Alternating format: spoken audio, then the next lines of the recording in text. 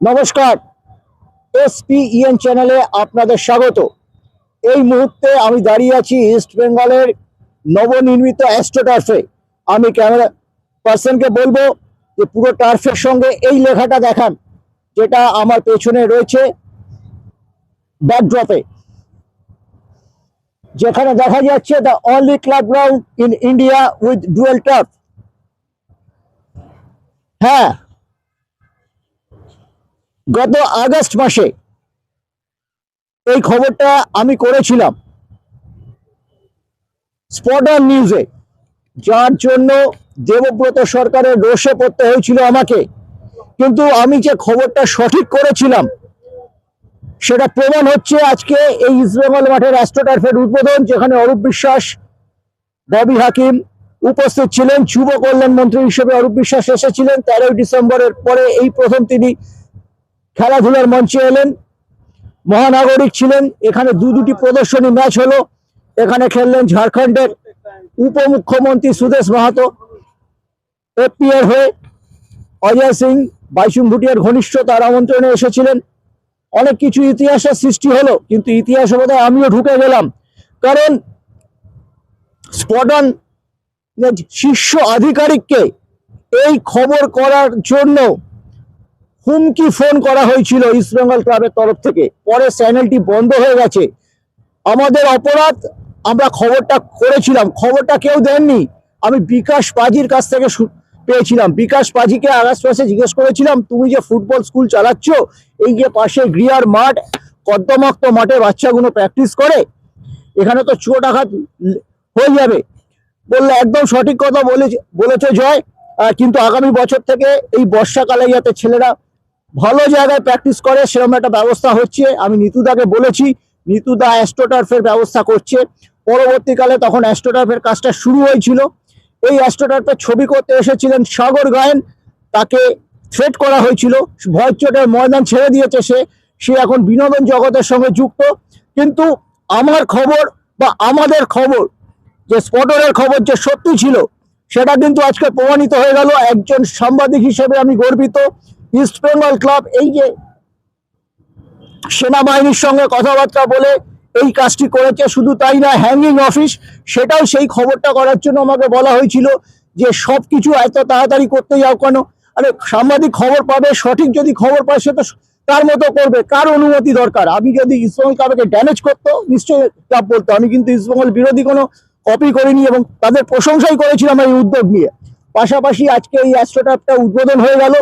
এখানে কিন্তু শুধুই যে ফুটবল হবে ভাববেন না, এখানে ক্রিকেট হবে, এখানে হকি খেলা হবে। যখন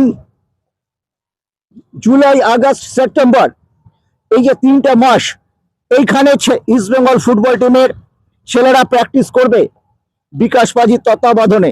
শৈলেন ঘোষ তাদের সঙ্গে থাকে, দীর্ঘদিন ধরে আছে, সেখান থেকে তারা প্র্যাকটিস করবে। বাকি 9 মাস বা 8 মাস এটা কিন্তু কর্পোরেটদের ভাড়া দেওয়া হবে। দুটো উদ্দেশ্য, শুধুই যে ফুটবলের উন্নয়ন, বাচ্চাদের সুবিধার জন্য এটা করা হয়েছে, এটা কিন্তু ভাবলে ভুল হবে। এখানে corporate football, corporate cricket, corporate hockey হবে। আজকের দিনে আমি ঘোষণা করে দিলাম, বলে দিলাম, এটাও মিলে যাবে। আমি হয়তো কারো রোষে পড়তেই পারি, কিন্তু সাংবাদিকের খবর হচ্ছে খবর করা। নির্ভুল খবর করলে তারও ভালো লাগে, অ্যাডভান্স খবর করলে তারও ভালো লাগে। কিন্তু তার জন্য অনেক সময় আমরা ঝড় জল রোদের মধ্যে 42 বছর ময়দানে এই মাঠ থেকে ওই মাঠ ঘুরে বেড়াই। কিছু কানেকশন আছে, ভগবানের দয়া খবর পেয়ে যাই। কিন্তু তা বলে যেটা হয়েছিল একটি চ্যানেল বন্ধের কাহিনী এবং ইস্টবেঙ্গলের অ্যাস্ট্রোটার্ফ, এই এপিসোডটা এরকমও নাম দেওয়া যেতে পারে। যাই হোক, দিনের শেষে অ্যাস্ট্রোটার্ফটা হয়েছে, এটা কর্পোরেট জগতের জন্য হবে, তাই জন্য একটা স্পোর্টস কমপ্লেক্স কথাটা বলা হচ্ছে। একমাত্র ক্লাব যেখানে ঘাসের মাঠ রয়েছে। এবং আমি দেবব্রত সরকারের এত বড় প্রশংসা করব, সেনাবাহিনীর সঙ্গে লিয়াজও রেখে তিনি যেভাবে আধুনিকরণ করছেন দেখার মতো। খেলার মাঠে গত 1.5 দশক ইস্টবেঙ্গলের সাফল্য নেই, কিন্তু তার বাইরে পরিকাঠামো উন্নয়নের ক্ষেত্রে দোতলা ক্লাব তাবু, দোতলায় অফিস আছে, সামনে ভিআইপি বক্স করেছেন কৃষাণুর নামে। আমরা দেখতে পাচ্ছি আরো একটা ব্যালকনি হচ্ছে প্রেস বক্সের ঠিক পাশে।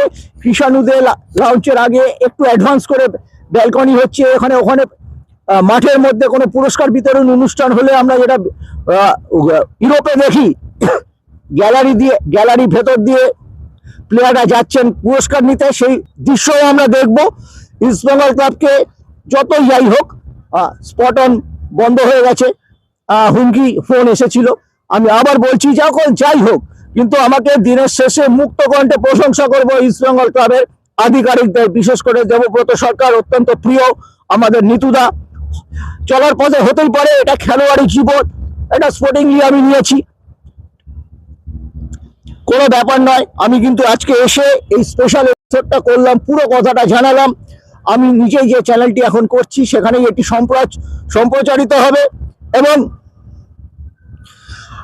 আমাকে কেউ থামাতে পারবে না। জয়ের ক্ষয় নেই ময়দানে, এটা কিন্তু সকলেই জেনে রাখবেন।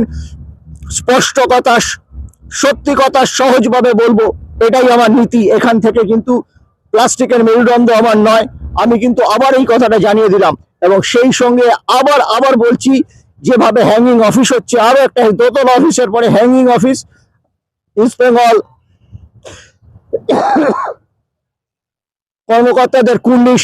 এবং আমি আবার জানিয়ে রাখছি, দেবব্রত সরকার যখন ভিডিও বার্তায় যা বলেছেন তাই হবে। যুব ভারতীতে হবে, দরকার হলে স্পেশাল ফান্ড অর্গানাইজ করে, যে সন্তোষ স্টেডিয়াম বা কিশোর ভারতীর সঙ্গে সল্টলেক স্টেডিয়াম বা যুব ভারতীর যে ফারাকটা আছে, ভাড়ার ফারাকটা আছে, সেটা ক্লাব মিটিয়ে দেবে। এটার নাম east Bengal. East Bengal club, যে যাদের যা দর্শক সমাগম আছে, সন্তোষপুরের খেলাটা, এই চিন্তা ভাবনাটাই পাপ, কারণ ওটা একটা আবাসিক অঞ্চলের মধ্যে রয়েছে, ওখানে মেরে কেটে 15,000 লোক আসবে। ইস্ট বেঙ্গলের এবারে যা টিম, তারাই চ্যালেঞ্জার। এফসি গোয়া সঙ্গে ইস্ট বেঙ্গলই কিন্তু মূল চ্যালেঞ্জার মোহনবাগান সুপার জায়ান্টের। মোহনবাগান সুপার জায়ান্ট সত্যি সুপার টিম। রবসন এবং দিমিত্রি চলে এসেছেন। আর একটা কথা বলে দিচ্ছি, ইস্ট বেঙ্গল কোচ ডেভিডকে যত সুযোগ দেবেন ততই কিন্তু ক্লাবের মঙ্গল। যাই হোক, শুভেচ্ছা রইল আইএসএল এর জন্য।